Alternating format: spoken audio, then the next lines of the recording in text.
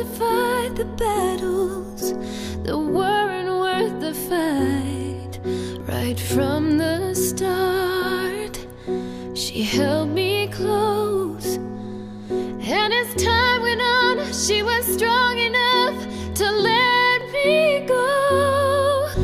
There's nothing you can do that will change her love for you. When the world comes crashing down, her love will pull you through. There's nothing you can say that will take her love away. Through the heartache and the pain, it was her love that still remained. Her love is gonna shine through everything. There's nothing in the world like a mother's love.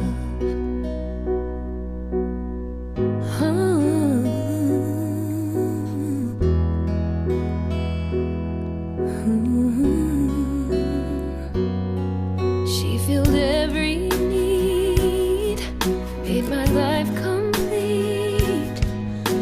And time again, she was with me to the end. She'll believe your dreams, however hard they seem. When you'd almost given up, she was there to lift you up. There's nothing you can do that will change her love for you. When the world comes crashing down, her love will pull you through.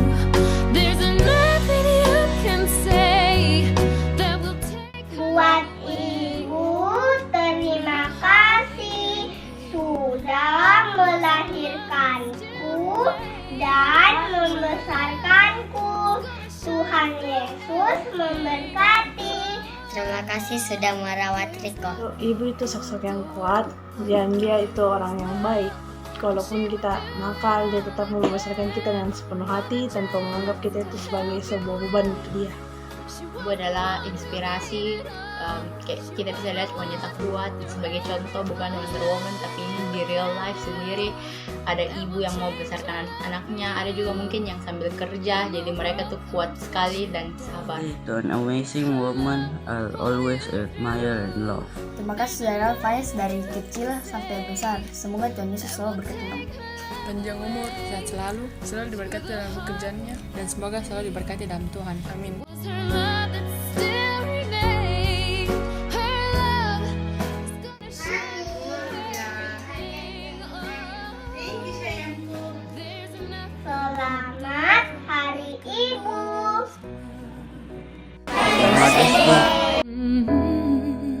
Like a mother's love.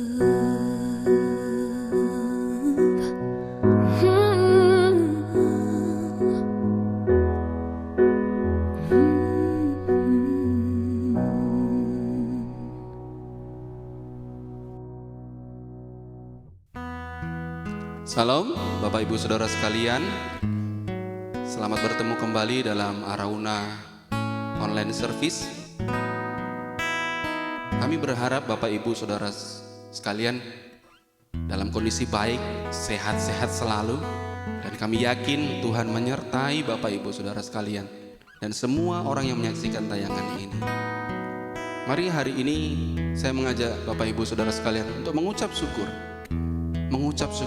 Mengucap syukur buat hari yang Tuhan beri, mengucap syukur untuk penyertaan Tuhan.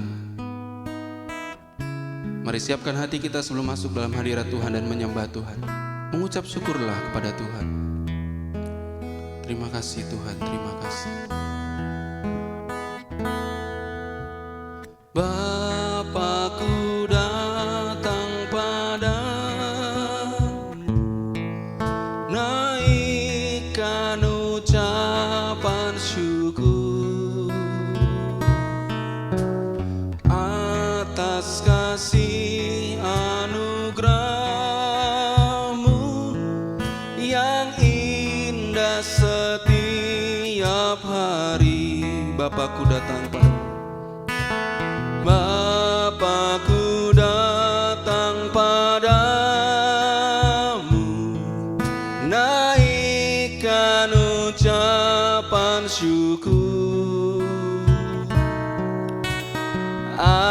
atas kasih anugerah-Mu yang indah setiap hari. Pagi hari, siang hari, sore dan malam hari, tak hentinya mengucap syukur atas kebaikan-Mu. Mari ucapkanlah syukur-Mu. Bapakku datang padamu, naikkan ucapan syukur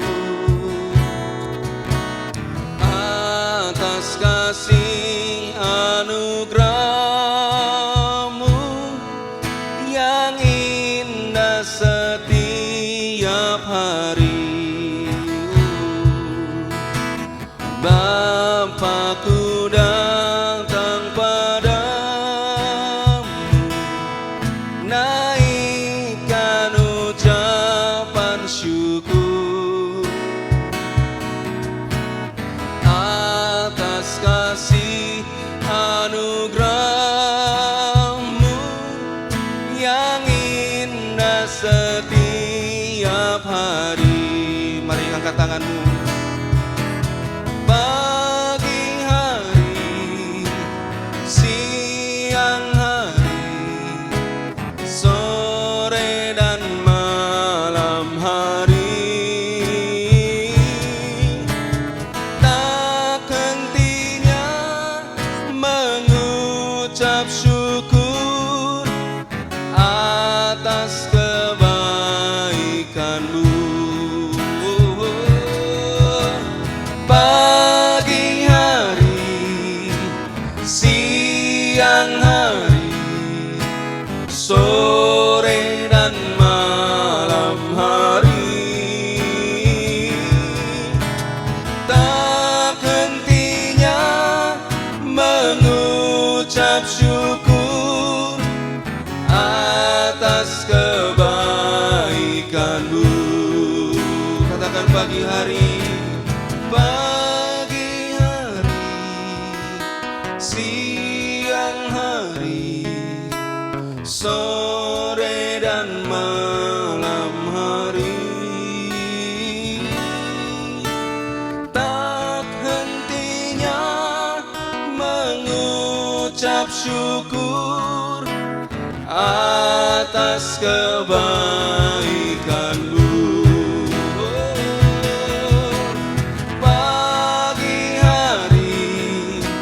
Siang hari, sore dan malam hari,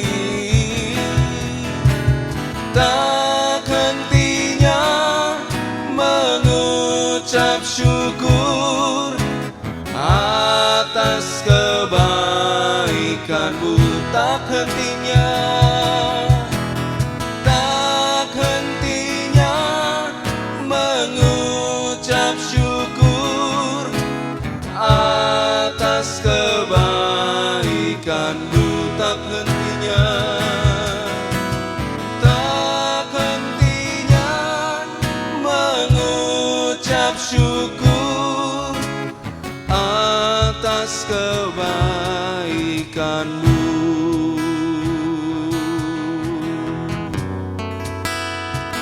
Terima kasih Tuhan, terima kasih Tuhan. Mari mengucap syukur buat Allah kita yang baik. Haleluya, terima kasih Tuhan. Terima kasih Tuhan, terima kasih Tuhan. Terima kasih Yesus.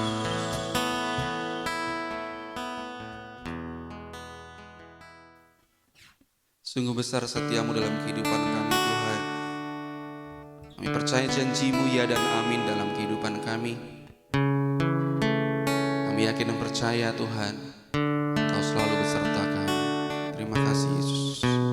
Mari sembah Dia, sembah Dia. Haleluya.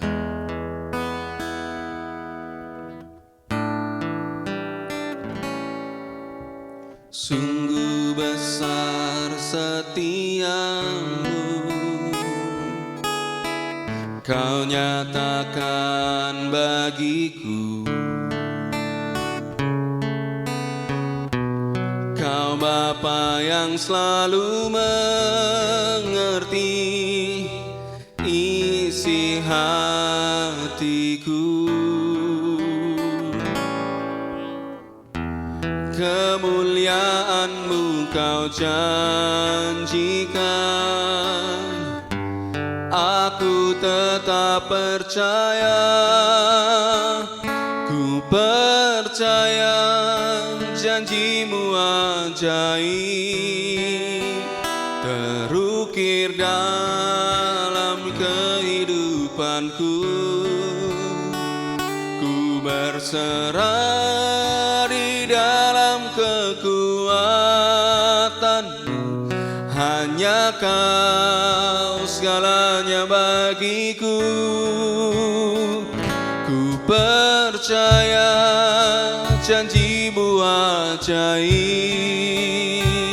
terukir dalam kehidupanku. Ku berserah di dalam kekuatan-Mu, ku percaya.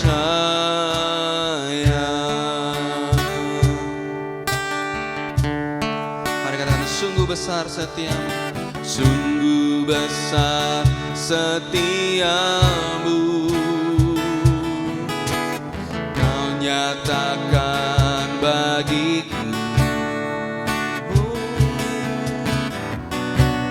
Kau Bapa yang selalu mengerti isi hatiku. Kemuliaan-Mu Kau janjikan, aku tetap percaya.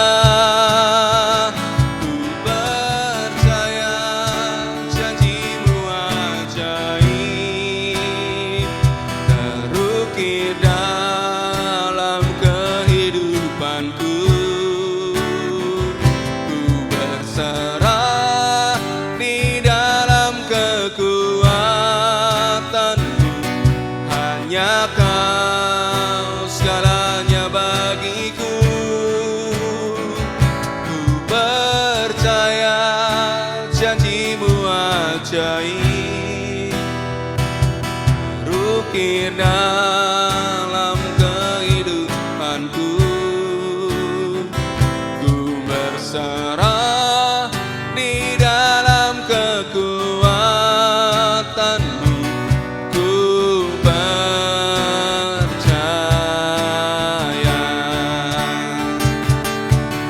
Tak akan ku takut, tak akan ku gentar. Kaulah imanku, Kaulah Tuhanku. Tak akan ku ragukan kebaikan-Mu di hidupku. Ku percaya janji-Mu ajaib, terukir dalam kehidupanku. Ku berserah di dalam kekuatan-Mu, hanya Kau segalanya bagiku. Ku percaya janji-Mu ajaib, terukir dalam kehidupanku. Ku berserah di dalam kekuatan-Mu, ku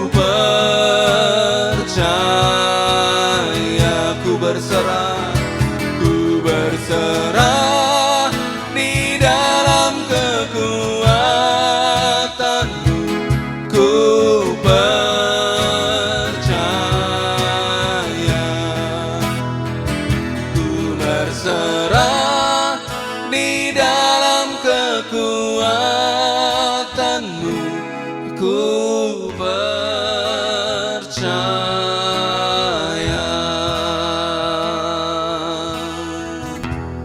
Haleluya, kami percaya Kau Tuhan. Oh, kami percaya Kau Tuhan.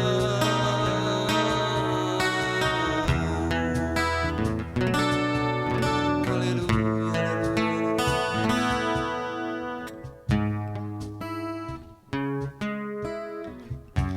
Terima kasih Tuhan, terima kasih.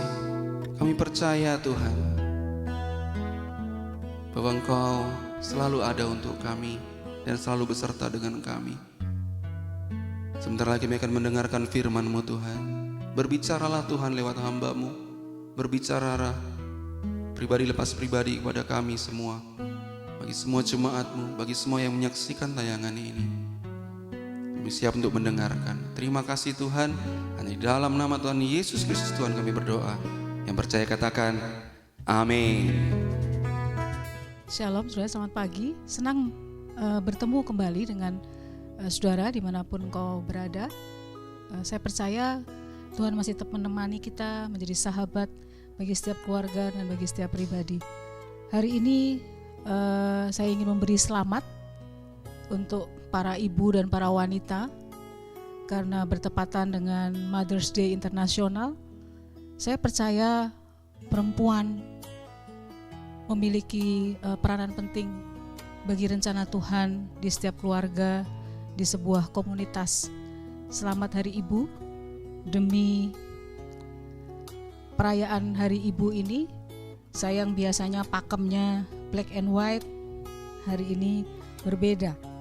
Saya percaya para moms di Arauna senang sekali karena saya bisa berubah dari pakem yang ada.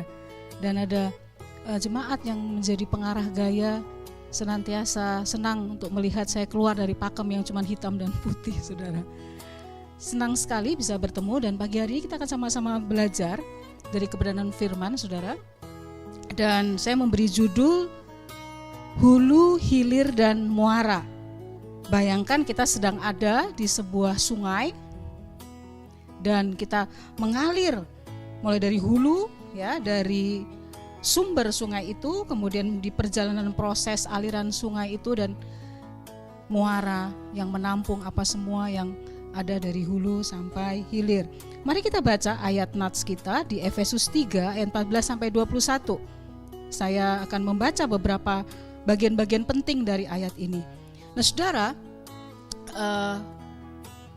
sebuah sungai itu ditentukan oleh hulu, inti atau sumber dari sungai tersebut, saudara. Dan apa yang terjadi di hilir di proses itu sangat ditentukan oleh sumbernya, oleh inti dari sungai itu, saudara. Sebelum saya masuk ke dalam kebenaran firman, beberapa waktu yang lalu ada seorang jemaat yang menanyakan pada waktu kami membagikan Arauna, ada Arauna dengan cinta, saudara. Dia berkata, kenapa tidak diumumkan secara luas atau secara terus menerus? Bapak Gembala katakan, gak apa-apa, di masa kondisi yang tidak mudah, maka gereja harus terlebih dahulu bekerja, memberi, membagi. Dan kemudian jemaat tersebut terlibat di dalam proyek tersebut. Dan kami percaya bahwa gereja adalah saluran berkat Tuhan di dunia ini. Di lain kesempatan ada seorang jemaat yang bertanya, kenapa tidak didorong atau tidak diulang-ulang untuk persembahan atau taburan? Saya percaya khotbah Bapak Gembala minggu lalu luar biasa, saudara, membawa kita kepada sebuah pemahaman bahwa perubahan hati itu sungguh-sungguh luar biasa, saudara. Memberi atau masalah keuangan itu bukan hanya masalah uang dan duit, saudara, tetapi masalah hati. Karena Alkitab katakan di mana hartamu berada, di situ hatimu berada. Orang yang mengasihi itu tidak mungkin, saudara, tidak memberi. Ada orang yang memberi tanpa mencintai, tetapi tidak mungkin kita mencintai tanpa memberi. Dan saya percaya, saudara, orang-orang yang hatinya memang mengasihi Tuhan, maka Mereka memiliki kemurahan hati yang luar biasa tanpa harus diberi paksaan atau harus diingatkan berulang-ulang. Saya yakin itu. Kenapa? Karena sumber segala sesuatu itu dari hati. Nah, mari kita baca dari Efesus 3. Dikatakan seperti ini ayat 16. Aku berdoa supaya ia, siapa itu ia? Yaitu Tuhan, menurut kekayaan kemuliaannya. Dalam terjemahan asli dikatakan itu plautos, yang artinya rich, kekayaan, kemakmuran, abundance, kelimpahan. Jemaat Arauna tahu bahwa berkat tidak selalu dalam bentuk uang atau harta atau materi. Jadi berkat itu berbagai macam dimensi. Dikatakan, ia menurut kekayaan kemuliaannya menguatkan dan meneguhkan kamu oleh rohnya di dalam batinmu. Dalam terjemahan aslinya, kata di dalam batinmu itu disebut inner man. Bagian dalam di hati kita, bahwa kekayaan kemuliaan Tuhan itu menguatkan, meneguhkan. Dimulai dari inner man, di dalam manusia itu. Dari inner lah yang kemudian keluar melimpah. Ayat 17, sehingga oleh imanmu Kristus diam di dalam hatimu dan kamu berakar berdasar di dalam kasih. Aku berdoa, aku di sini ada Rasul Paulus waktu itu sedang berbicara kepada jemaat di Efesus, supaya kamu bersama-sama dengan segala orang kudus. Rasul Paulus berdoa buat kita semua pada pagi hari juga, dapat memahami betapa lebarnya dan panjangnya dan tingginya dan dalamnya kasih Kristus. Anugerah, kekayaan kemuliaan, lebarnya, panjangnya, tingginya itu luar biasa untuk hidup saya dan saudara. Dan ayat 19, dapat mengenal kasih itu sekalipun ia melampaui segala pengetahuan. Aku berdoa supaya kamu dipenuhi di dalam seluruh kepenuhan Allah. Ayat ke-20, bagi dialah yang dapat melakukan jauh lebih banyak daripada yang kita doakan atau pikirkan, seperti yang ternyata dari kuasa yang bekerja, sekali lagi dikatakan, di dalam kita. Katakan sama-sama, di dalam kita.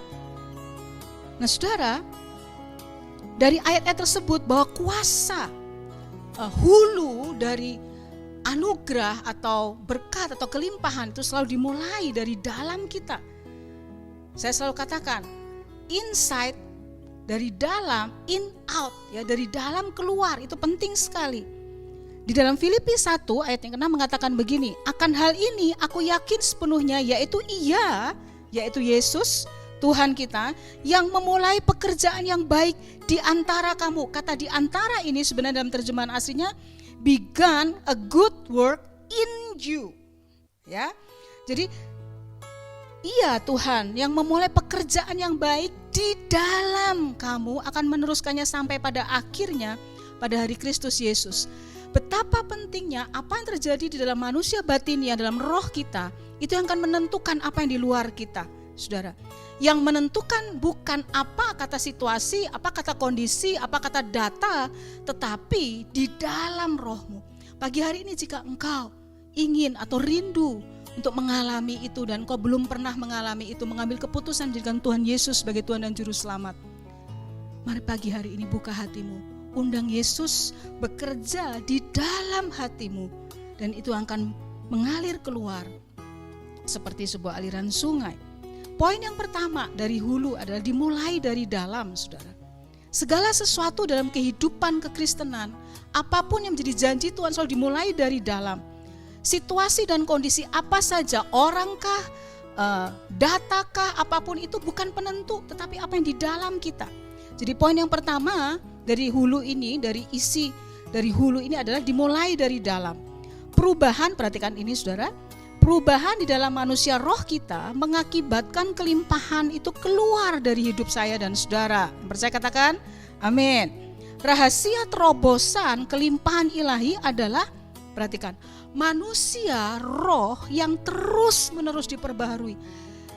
Itulah sebabnya saudara, kenapa Amsal mengatakan jaga hati dengan segala kewaspadaan karena dari situ terpancar kehidupan. Terjemahan lain mengatakan jaga hatimu dengan segala kewaspadaan karena dari situ batas-batas kehidupanmu ditentukan.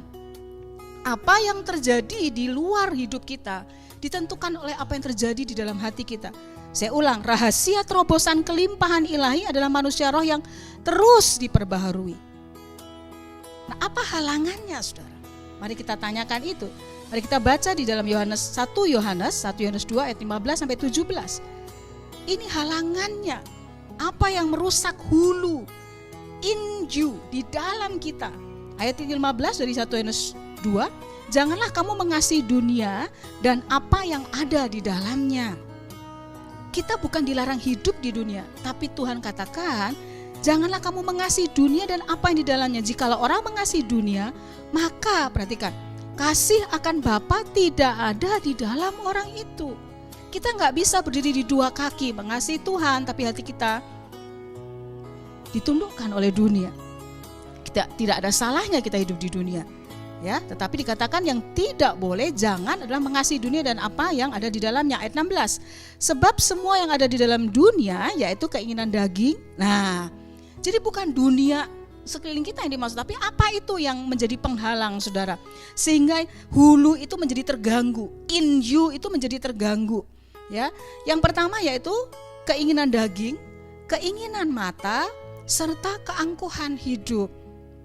Bukanlah berasal dari Bapa melainkan dari dunia ini. Ayat 17 dari 1 Yohanes 2, dan dunia ini sedang lenyap dengan keinginannya. Tetapi, kata firman Tuhan, mari sama-sama baca 2, 3.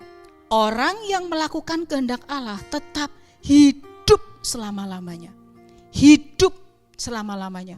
Hidup ini bukan hanya secara jasmani, tapi kehidupan rohani, kehidupan mental yang akan hidup selama-lamanya, apapun yang terjadi di sekelilingmu. Yang kedua, hidup kekal di kekekalan nanti, saudara. Nah, saudara, saya ingin membawa kita untuk berpikir, siapakah saya dan saudara bagi kerajaan surga? Kenapa itu penting sekali inju itu di dalam kita? Di dalam 2 Korintus 5 ayat 20 dikatakan begini, jadi kami ini adalah utusan-utusan Kristus. Terjemahan aslinya dikatakan bahwa kita itu ambasador, duta. Sudah bayangkan, seorang duta besar yang diutus oleh sebuah negara, maka kehidupannya akan dijamin, betul saudara, oleh negara yang mengutus dia. Kehidupannya tidak akan terlantar karena dia adalah duta besar, ambasador sebuah negara. Standar hidupnya bukan berdasarkan yang sembarangan, tapi berdasarkan kehidupan di negara di mana dia ditempatkan dan juga dijamin oleh pengutusnya. Dan bayangkan saudara, saya dan saudara itu adalah utusan-utusan Kristus. 2 Korintus 5 ayat 20, seakan-akan Allah menasihati kamu dengan perantaraan kami dalam nama Kristus, kami meminta kepadamu, berilah dirimu didamaikan dengan Allah. Kembali lagi dikatakan bahwa waktu kita mau jadi utusan kerajaan surga, diperlengkapi, diberi amunisi, diberi standar hidup seperti ambasador duta besar surga, dikatakan beri dirimu didamaikan dengan Tuhan. Ada yang diubahkan in you, saudara. Poin kedua dari hulu ini adalah tujuan dari kelimpahan. Pada waktu kita diperbaharui, melimpah keluar, ya. Ini bukan hanya hal-hal kesehatan, tapi hal-hal materi. Tujuan dari kelimpahan itu seperti ini, saudara. Tuhan tidak pernah memberi kelimpahan tanpa sebuah tujuan. Saya ulang, Tuhan tidak pernah memberi kelimpahan tanpa sebuah tujuan, saudara. Setiap kelimpahan yang Tuhan berikan kepada seseorang, itu Tuhan punya tujuan. Yang percaya katakan amin. Dan saudara, kapasitas kelimpahan seseorang ditentukan oleh seberapa besar tujuan ilahi dalam hidup seseorang.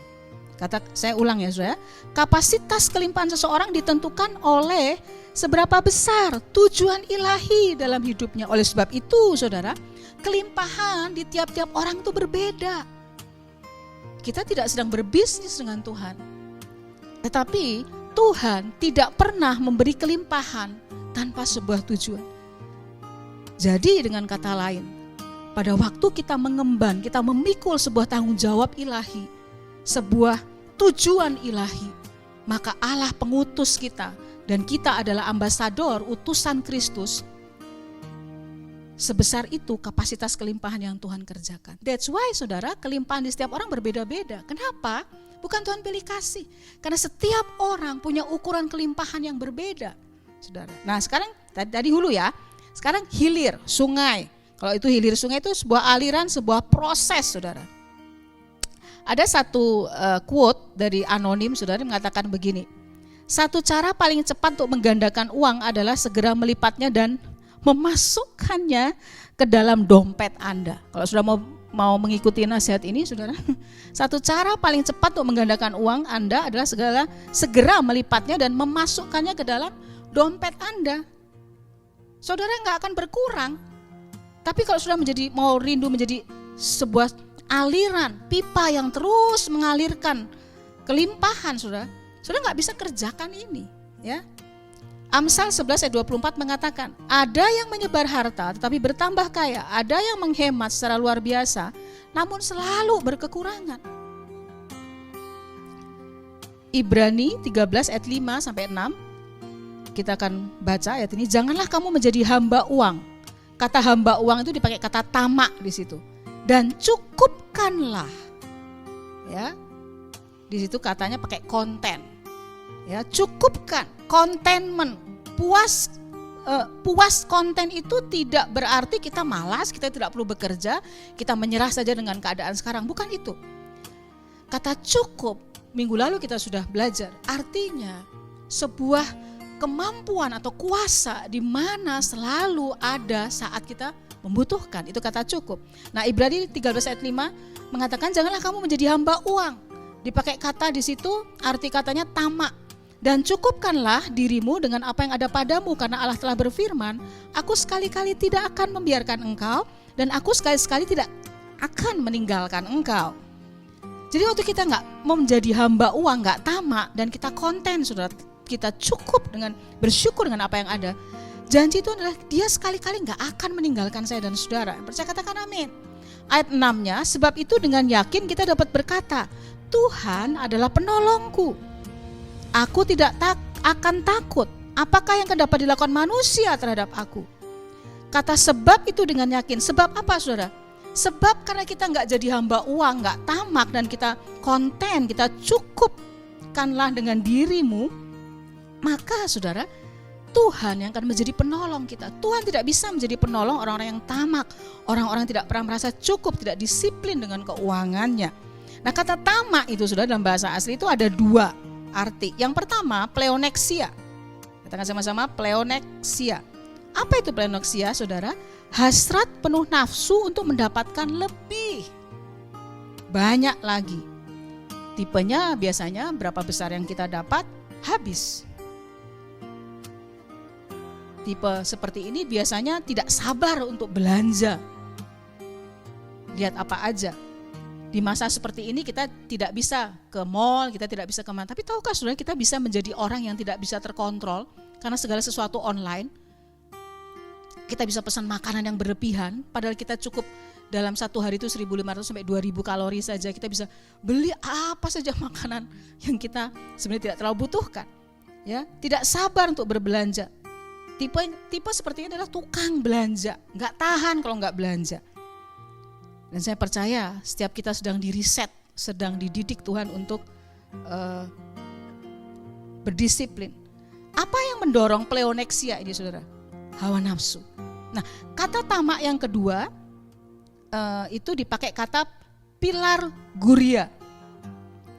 Kalau yang tadi itu mendapatkan lebih banyak lagi, maka yang ini artinya sifat yang kikir, serakah, dan ingin memiliki dan mengumpulkan, tapi dalam arti yang negatif. Ya, tipe seperti ini adalah orang yang hanya ingin nyimpen, bukan bijak, tapi apa, saudara? Ingin memiliki, ingin mengumpulkan. Cirinya tidak suka boros, bukan karena disiplin, tapi karena kikir, menumpuk simpanan. Tukang nyimpen kalau yang ini, saudara. Tapi apa pendorongnya? Yaitu kekhawatiran, ketakutan. Di situasi yang sulit akan memunculkan sikap hati atau apa yang ada di dalam hati kita. Tadi Ibrani katakan, waktu kita tamak, maka Allah tidak akan menolong kita. Akibat dari tamak nih, saudara, apa? Yang pertama, tidak bisa percaya sepenuhnya kepada Tuhan. Kenapa ada orang gampang khawatir? Karena sebenarnya dia tamak, sebenarnya dia tidak percaya sepenuhnya kepada Tuhan. Akibat dari tamak yang kedua, Tuhan tidak akan menolong di masa sukar dan kekurangan. Bedakan tamak dengan semangat untuk bekerja, disiplin dalam mengatur keuangan, beda. Dikatakan di Ibrani 13 tadi bahwa Tuhan tidak akan menolong di masa kesukaran dan kekurangan. Mari kita bersihkan saluran, sungai, kehidupan, kelimpahan dalam hidup kita. Dan terakhir yaitu muara atau tujuan. Apa sebenarnya untuk sebuah proses yang Tuhan kerjakan untuk memberi kelimpahan dalam hidup kita? Yaitu bahwa saya dan saudara, Tuhan rindu untuk kita jadi berkat. Bagaimana kita bisa menjadi berkat kalau kita tidak bisa disiplin di dalam mengurus diri sendiri? Tidak in you-nya diberesin, saudara. Di dalam kita diberesin. Dalam hal ini ada beberapa hal yang penting supaya menjadi muara yang menjadi berkat bagi banyak orang. Yang pertama, rencanakan untuk membuat rencana. Saya ulang, rencanakan untuk membuat rencana. Amsal 21 ayat yang kelima, rancangan orang rajin semata-mata mendatangkan kelimpahan. Tetapi setiap orang yang tergesa-gesa hanya akan mengalami kekurangan. Waktu saya membaca tergesa-gesa ini dalam bahasa asli, saudara, itu dipakai artinya itu rush shopping. Lucu ya saudara ya. Jadi rancangan orang rajin harus saudara semata-mata mendatangkan kelimpahan. Kalau engkau mau melimpah, in you-mu bertemu dengan Yesus, dan kemudian itu kan mengubah, in you itu akan mengubah menjadi orang yang rajin. Itu semata-mata rancangan orang rajin itu mendatangkan kelimpahan. Tapi setiap orang yang tergesa-gesa, orang yang sembarangan menggunakan keuangan akan mengalami kekurangan. Alan Lakein, saudara, dalam bukunya menulis satu quote yang bagus seperti ini, dikatakan, membuat perencanaan adalah, bagus sekali. Perhatikan ini, membuat perencanaan adalah membawa masa depan, apa saudara? Membawa masa depan ke saat ini sehingga Anda dapat melakukan sesuatu sekarang. Jadi perencanaan adalah membawa masa depan kita, melihat masa depan kita dibawa ke saat ini sehingga Anda, saya dan saudara dapat melakukan sesuatu itu dari sekarang. Kalau kita mau sesuatu di masa depan kita mesti kerjakan, rencanakan itu dari sekarang. Rencanakan apa saudara? Rencanakan untuk mengatur, mengembalikan milik Tuhan, itu perlu perencanaan. Merencanakan apa? Persembahan taburan. So di masa-masa yang tidak mudah ini, saya bersyukur mendengar banyak kesaksian dari jemaat. Ada mereka yang sengaja menaruh beras, ya sudah ada packaging ya, mungkin 5 kilo seperti itu, dan setiap mereka digerakkan oleh Tuhan, mereka bisa membagikan. Ada jemaat-jemaat yang membagikan masker yang gereja punya, mereka bagikan itu. Ada orang berkata, saya nggak punya apa-apa, saya orang masih sederhana. Saudara, selain sebagai hamba Tuhan, saya juga ibu rumah tangga biasa. Salah satunya saudara, kita bisa menyisihkan, contoh, membelikan vitamin untuk kita beri ke tukang sapu di kompleks kita, di jalanan, orang-orang yang membutuhkan, saudara. Saudara, sebelum tadi kami rekaman, karena ada urusan, saya harus belanja dan segala sesuatunya juga untuk membeli konsumsi untuk mereka, anak-anak yang akan rekaman membantu kami. Tiba-tiba Tuhan dengan kesederhanaan kemampuan yang saya bisa, saya minta dari tukang parkir, saya lihat tukang parkir dengan keringat-keringat begitu. Saya membeli beberapa cup bubur, ya, beberapa cup saya taruh di kantong-kantong plastik. Saya berikan kepada 2 tukang parkir. Dia dengan kaget, untuk apa ini Bu? Enggak, nanti untuk buka puasa ya. Dan saya lihat ada sinar mata yang luar biasa. Bagi orang-orang yang pernah merasakan kehidupan yang begitu susah, kebaikan yang sekecil, sesederhana apapun itu seperti air dingin yang akan mengubahkan hati orang. Apa yang dari saudara dari dalam in you itu akan keluar. Rencanakan apa? Tabungan, investasi. Saudara harus merencanakan pengeluaran, biaya dan lain-lain. Ingat, membuat perencanaan adalah membawa masa depan ke saat ini sehingga Anda dapat melakukan sesuatu sekarang. Contoh saudara, coba cek barang-barang yang kita miliki, benda-benda yang kita miliki. Mana yang lebih banyak? Barang investasi atau barang yang akan habis? Ganti mode, ganti zaman, berubah lagi. Jadi kita perlu yang namanya perencanaan. Apa yang penting untuk kita bisa menjadi berkat, menjadi muara yang menjadi berkat? Dengan siapa kita berpartner menentukan tuaian kita?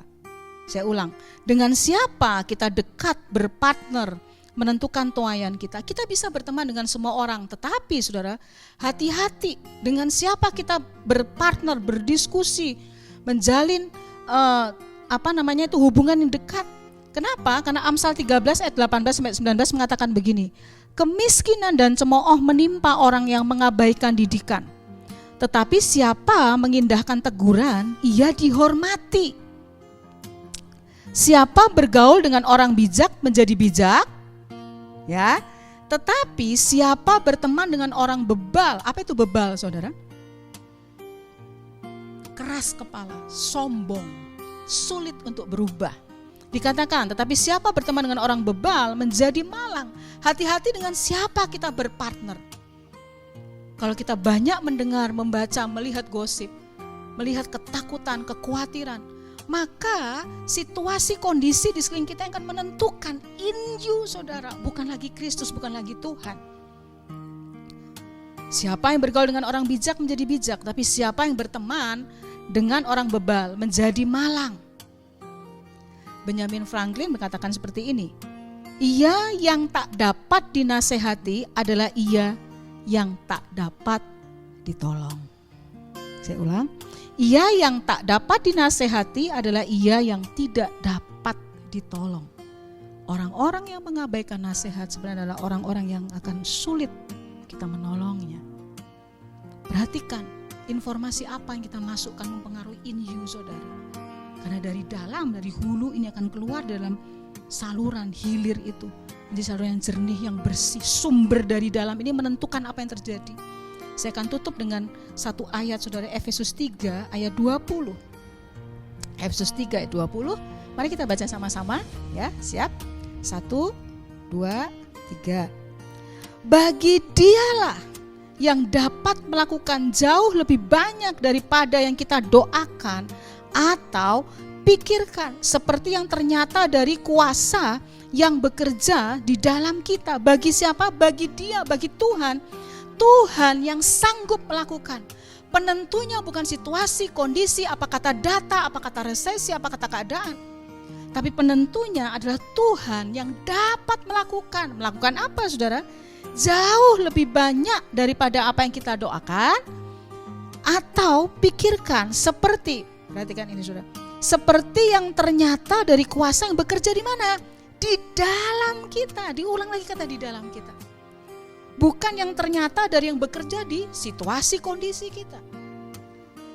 Orang-orang apa yang dilakukan untuk hidup saya dan saudara, bukan. Tetapi apa yang di dalam kita. To do exceeding abundantly above all. Bagi Dia yang jauh lebih banyak, jauh lebih besar dari yang kita doakan dan pikirkan. Dia sanggup mengerjakan bagi saya dan saudara. Mari di akhir ibadah ini, saya percaya setiap kebenaran firman itu yang terus akan menguatkan setiap kita dimanapun kita berada. Sebelum kita mengakhiri dengan doa berkat, sekali lagi kita sembah Tuhan. Kita minta Tuhan terus bekerja menyertai kita di masa-masa yang tidak mudah. Dia terus bekerja. Yakinlah bahwa Dia sumber. Kalau kita ada di dalam Dia dan Dia ada di dalam kita, Dialah sumber yang akan bekerja dengan cara yang ajaib. Mari sama-sama dengan seluruh keluarga, saudara, kita angkat pujian ini. Ya Tuhan, tiap jam ku memerlukanmu. Engkaulah yang memberi sejahtera penuh setiap jam, ya Tuhan. Jika ku perlukan, ku datang juru selamat, berkatilah.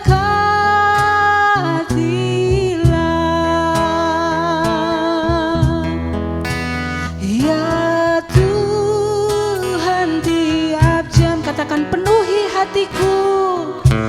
Yes, hatiku.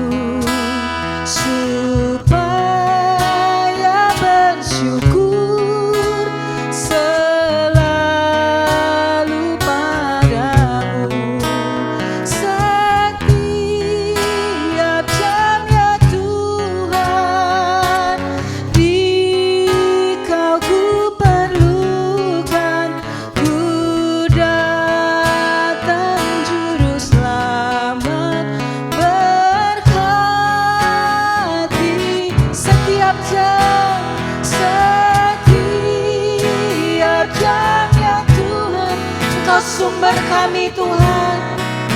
Kau ku perlukan, Buddha dan Juru Selamat. Berkatilah sekali lagi setiap jamnya Tuhan. Di Kau ku perlukan, Kuda dan Juru Selamat. Berkatilah Kuda dan Juru Selamat. Berkatilah Kuda dan Juru Selamat.